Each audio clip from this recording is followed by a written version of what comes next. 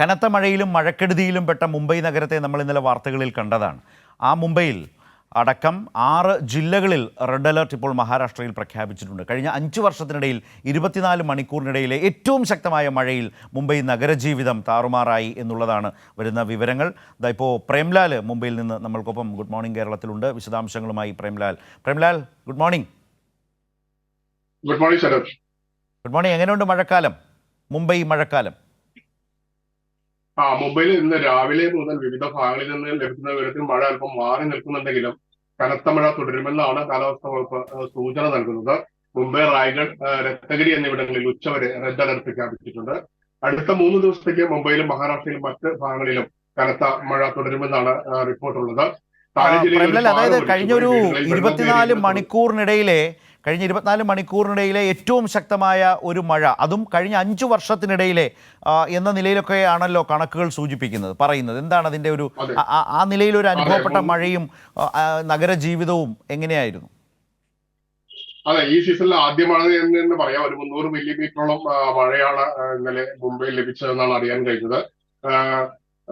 ഇത് താനെ ജില്ലയിൽ ഒരു പാലം ഒലിച്ചു പോയ ഒരു വിവരങ്ങൾ ഇപ്പോൾ പുറത്തു വരുന്നുണ്ട്. വീടുകളിൽ വെള്ളം കയറിയതിനെ തുടർന്ന് 54 പേരെയാണ് പുനരധിവസിപ്പിച്ചത്.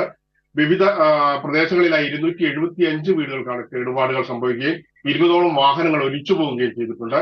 മുംബൈ, റായ്ഗഡ്, പാൽഘർ തുടങ്ങിയ 3 തീരദേശ ജില്ലകളിലുമായി 18 ദുരന്ത നിവാരണ സേനയെ ഇപ്പോൾ വിന്യസിച്ചിട്ടുണ്ട്.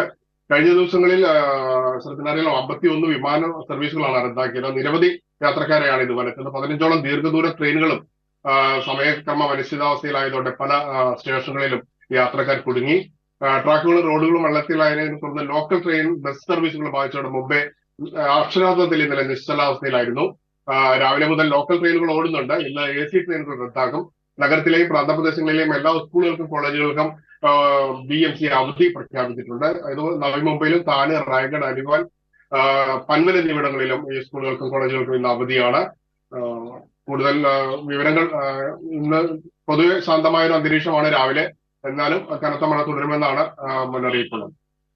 ശരി, പ്രേംലാലാണ് മുംബൈയിൽ നിന്ന് വിശദാംശങ്ങൾ നമ്മളുമായി പങ്കുവച്ചത്. കഴിഞ്ഞ 5 വർഷത്തിനിടയിൽ 24 മണിക്കൂറിനിടയിൽ ഏറ്റവും ശക്തമായ മഴയാണ് മുംബൈ നഗരം, അതിനാണ് മുംബൈ നഗരം സാക്ഷിയായത് എന്നാണ് അവിടെ നിന്നുള്ള വിവരങ്ങൾ. അതാണിപ്പോൾ പ്രേംലാൽ സൂചിപ്പിക്കുകയും ചെയ്തു. ആ നിലയിൽ മുംബൈ നഗരത്തിൻ്റെ ജനജീവിതമാകെ താറുമാറാകുന്ന സാഹചര്യം വന്നു. 50-ലധികം വിമാന സർവീസുകൾ തടസ്സപ്പെട്ടു. ലോക്കൽ ട്രെയിനുകളടക്കം 15 ദീർഘദൂര ട്രെയിനുകളുടെ സമയക്രമം അനിശ്ചിതാവസ്ഥയിലായി.